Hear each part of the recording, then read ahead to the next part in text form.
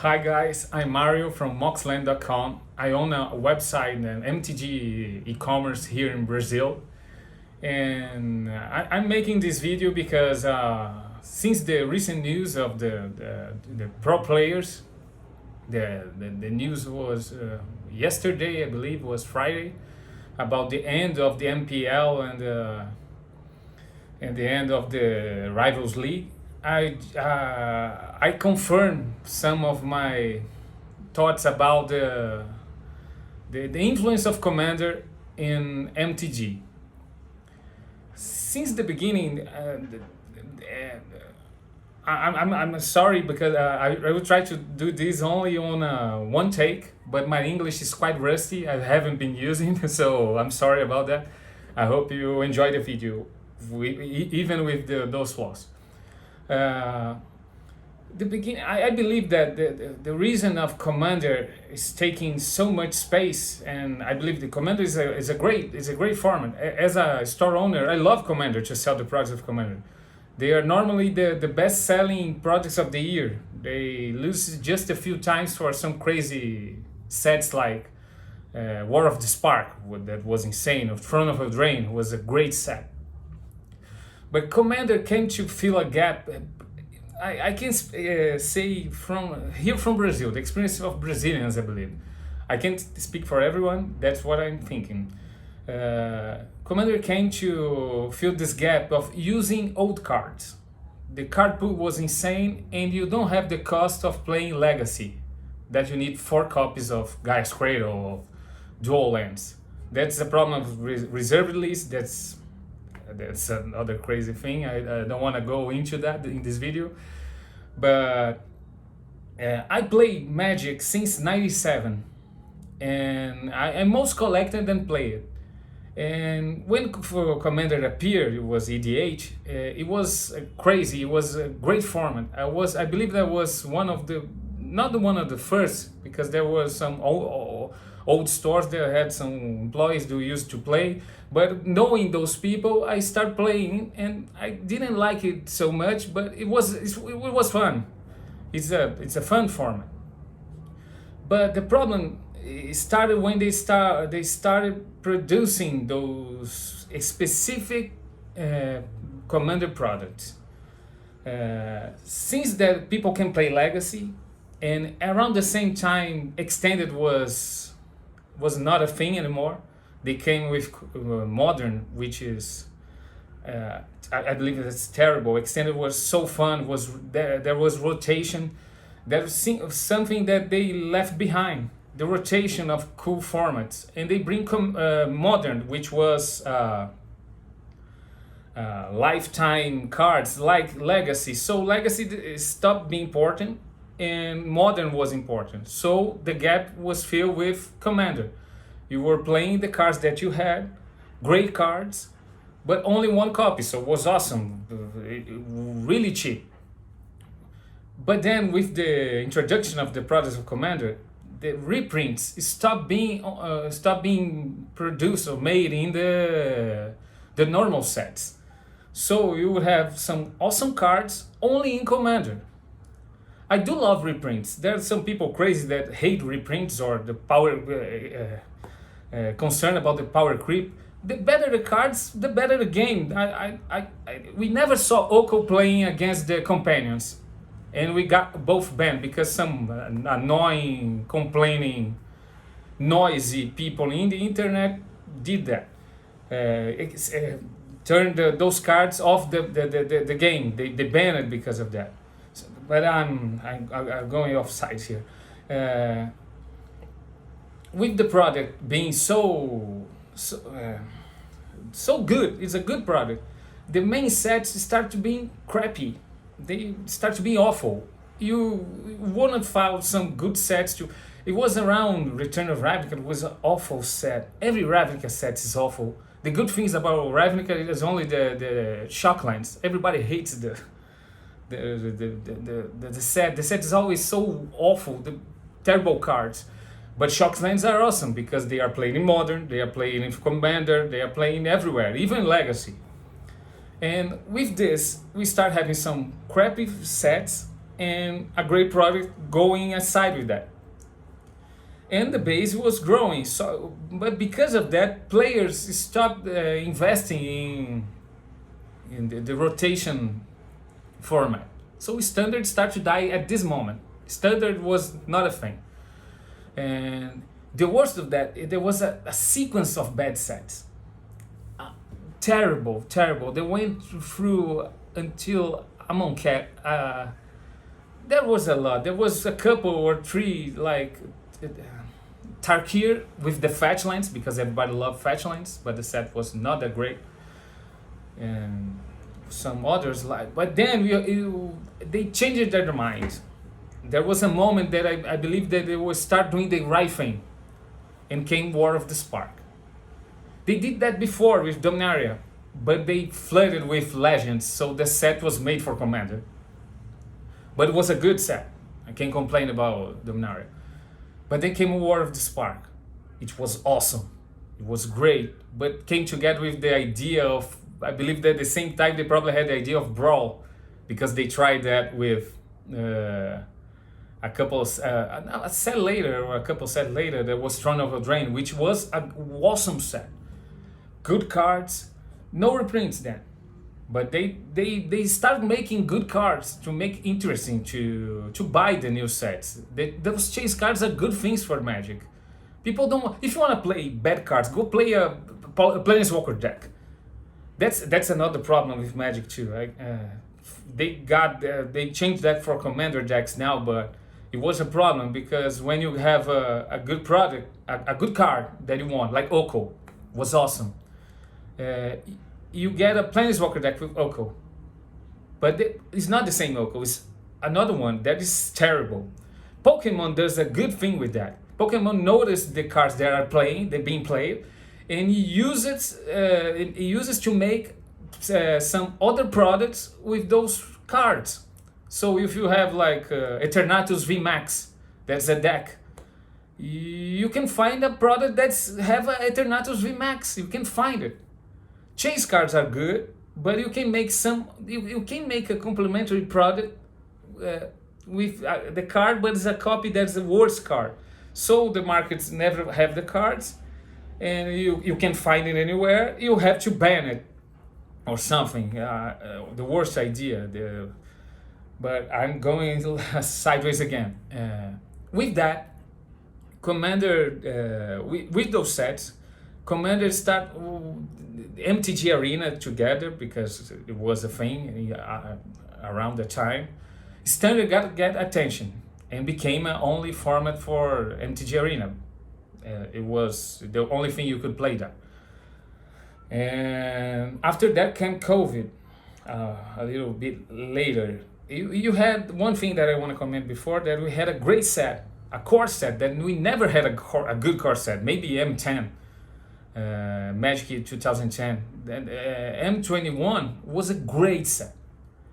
M20 was a good set. M21 was a great set, a lot of reprints. But people start complaining, like Yugen, there was... People need to understand that when you play, Wizards only had the tournaments of stores to have the base of their decks. There are good decks.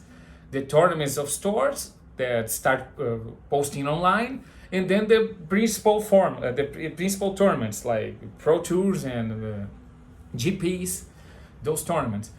Nowadays with Arena, you got the base of plays of matches played are so big that we'll always have a deck that is dominating the format. Always. You can tell me that to nature the enchantment, 4-mana enchantment, the untaps all your lands is a great card. It's a good card, but he never saw play when Oko was a thing, or the companions was a thing. Ikoria came with the combo with the human that controls a permanent. When those cards were banned, these cards saw game. So there's always gonna be a card that's gonna dominate the format. So because of that, all these combined start killing the standard. it's killing the competitive Magic. Killing the standard, you are killing the competitive Magic. So you had great cards that could have been played, a version, an online version of the game that only supports one format, that was everybody migrating to that, and COVID only make it bigger, make it something crazier. That's you can see in the numbers of Wizards, the numbers that they release about their sales. And you had a competitive product that was better than the sets, the main product. So all that combined was killing MTG competitive Magic. I saw the videos of PVDDR, who else? Magic Mike's. I was watching those videos today. Everybody was complaining about the news. Some of them not too much. I don't think that is terrible. I think that's awful for the pro players because there won't be support, money support for them to live of Magic. But I believe that the way that it was terrible. Nobody know how to get in the MPL. Was like a hidden secret. It was impossible to get to MPL because nobody knows how. Only through MTG Arena, who got nothing else beyond that. You have the Open, which is great. For me, it's awesome because I hated GPs and PTQs. I hated to go to those places because it takes the whole day. So Arena is awesome for that. For Open, I think that is the best event they have. But it's something that I don't like at those biggest events because it takes the whole day. But it was important to Magic. It was the best thing that Magic had. You were having crappy cards, set after set. You got Taros, that was awful. Ravnica again, that was... You only had the Shocklands. Before that, you had Kaladesh and Ether Revolt, that was quite good, but Amonkhet was awful, all of Devastation. And always with reprints, because they invented masterpieces. They try to make you open the more boxes you want. But the cards were impossible to get. When we need reprints, I'm a store. I need reprints. I love. Normally I don't open a Commander product because they sell so well that I don't. There's no there's no reason for me to open. It's better to sell close. It's more value in one object. But you can open it. I prefer to open standard decks, standard products. But then we started to make a lot of products. That's like. Other lines of products. You got the collector's edition, collector's booster box, the set booster box. That is, I don't know what the hell is they invented. You pay more for less packs, less cards, and for me it's awful. It got the list a lot of crappy cards that you can have like 5 that are good. The rest is awful, terrible cards. And those terrible packs too, there are theme boosters. Nobody bought it. I never bought it to sell it because there's no reason why. But the collector booster for me, it's why you can have those cards inside a regular booster. There's another thing that Pokemons do. You have the chase cards in only one product. The parallel products are to fill the competitive Magic of the collection, the people who want to collect all the cards. Or you need a card for the deck. You don't need to be chasing a card in a box. You can open other product that have the card, exactly the card in a few boosters. So it's a good way. I got a main product. You have another main product and another main product. So they are free. And collector boosters are now all the money is in there. I'm not even thinking about massive open booster box of regular boosters. There's nobody wants that. Why should I get let me see, a card from this edition? Those are the crazy reprints too. They put that chase cards. Everybody wants the Monarchy Tutor. I wanted the Monarchy Tutor from my vintage cube, foil vintage cube. But you need I don't know. This Magma Opus is costing nothing because the regular version It's not being played because there's no playing Magic anywhere now, but maybe someday. This day is coming, it's near now.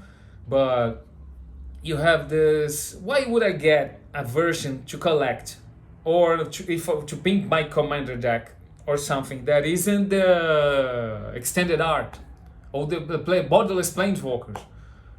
They are way better, much more value. Why should I get a regular booster board? So everybody, there were some teams that people used to make that they all put some money together to buy a couple of boxes to get most of the cards of the set, so they can have a collective collection. I don't know if this exists. To spend less money to have all the decks. So there's no reason for that. People prefer Commander. Standard is not a thing. Modern, it can be played, is the most, even I don't like Modern, is the most played format in Brazil, certainly, together with Pauper, which I think was a good idea of players too, like Commander. But Pauper is better than Commander because you only get the cards in sets, every set, now Commander 2. Commander, you got the cards in Commander. The Commander was only good when the beginning of AGH you had to get the cards on main sets. So if you want to play a legend, the legend would be only in some crazy set, Mirrodin of $50. I don't know, any legend, crazy legend. In the end, the old legends, the old set, you could get a cool legend to make a crazy deck and to be fun because you could use that. But now you have a lot of cards repeated only on that. So why not this product be one main Commander product every year? It's a good product, not every set now, and keep most of reprints on the main sets. I can't believe some cards like I can't remember, Toxic Deluge. It's not a legend, I'm sorry, but it's a great card. Could have been played in Standard. It's a cool card to play in Legacy. Why not this card could be printed in the Standard set for a few time, a short period of time. You could play it and would be a great card, player, and now it will drop it to Modern later. Pioneer on any crappy format they try to invent to keep things going. But no, they prefer to put in a product. This product is going to be only Commander. People will use it sometimes in Legacy, but it's a dead format. It's almost as dead as Vintage because nobody has the cards. Who has it don't want to use it because you're gonna put 4 Underground Seas on a deck to ruin it or scratch it and put 4 or 5 shields on a card. The game starts to become a monster of some so stupid things like double shield. What the hell is a double? I really that's the stupidest idea. Okay, it protects your card, but if you want a card to collect, you don't use it to play. So when you shuffle, no matter how much shield you got, it's gonna anything could happen in a match. Some drop on the ground. If you want to collect, you put it in a binder or in a box or something. But no, that's the thing. I'm going sideways again. But it's such a harsh topic because I think everything is involved. Everything, all those subjects culminated on this decision of Wizards, and this is going to make what to everyone. I'm sorry I'm making the video too long. I'm trying to summarize it here. I'm not going to edit, so it's going to look crappy like that, but I'm not a fan of social media. I don't use it at all. I have only to manage my store social media. Where I was. I don't know where I was. I want to thank you everyone for watching this video. I'm not upset. I think that we can have some good things. If they keep doing some good sets, it was not the case with Kaldheim and Strixhaven. Those sets are awful. The only good things about them are in the case of Strixhaven, the Mystical Archive, Kaldheim is even worse. They said it was the best-selling product of the winter. I have no idea how, or I don't know. The set is awful. Only got the Snowlands, that's the thing, but I really believe that those were the reasons that make Magic reach this point, and I hope they have some good ideas to solve that. They got those two guys, one in the Good Morning Magic, and the other one in the MTG Daily, no, Weekly or something. They are they work for Wizards of the Coast. They are the worst people they could get to do those videos. You look at them, you already hate what is going on. They need some better people to do that. And Mike Rosewater is a terrible. Every good set that Magic had was involved with Richard Garfield.